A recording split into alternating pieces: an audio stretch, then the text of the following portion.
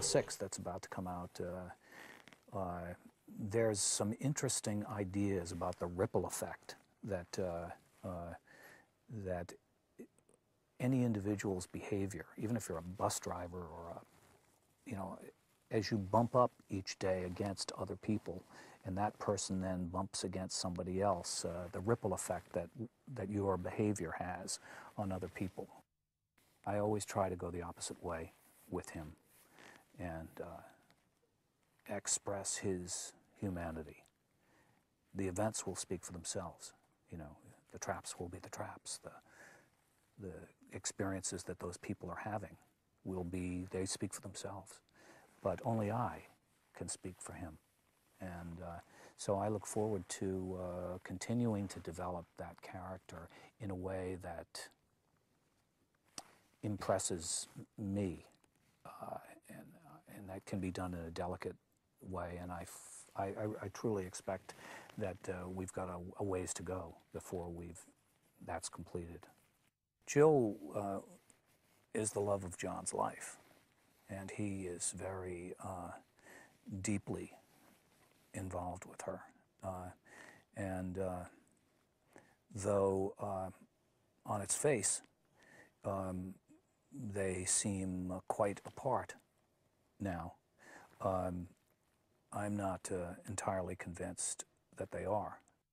The Saw films deal with that all the time anyway, because if you're in a trap or you're trying to work your way through a certain situation, every choice that you make has its consequences. So there is an effect. There's cause and there's effect. And I think we've kind of taken the story out of that simple cause and effect into the larger world, where you see the effect that this man has on the world at large.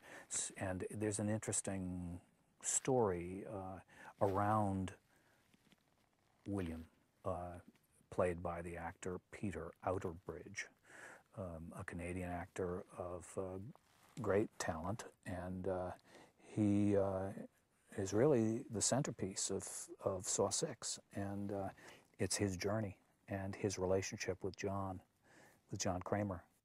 Kevin Greutert has been the editor of the Saw films since Saw 1.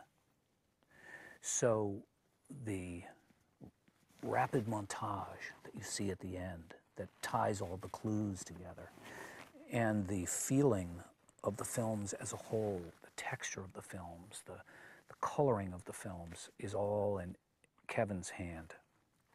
And Kevin's done an incredible job since, not just since we've been working in Toronto, but since the first film that we shot in Los Angeles. He has been the guy who puts it all together and done it marvelously. They also, I think, want to know what's going to happen in terms of the way the puzzle is going to fall together. And right now we've got the upper left-hand corner, and we've got the bottom right-hand corner, and we've got the border, and we've got some pieces in the middle. And how those are all going to knit together, I think, is what's fascinating to people. So that's what I think brings them back. I think that we're dealing not only with the things that throw you back into your chair and all horror fans love the visceral experience of going to a horror film, and you can't just intellectualize it. You either have a physical reaction to it or you don't. And so we've been able to successfully combine that physical reaction to it, that emotional reaction to it, with interesting ideas, and we work hard to try and create characters that draw people in. And I think in some ways we've been very successful with that. Well, they're going to be terrified because it's probably one of the scarier of the Saw films. And they will get to experience a really good actor in Peter Outerbridge, who plays William.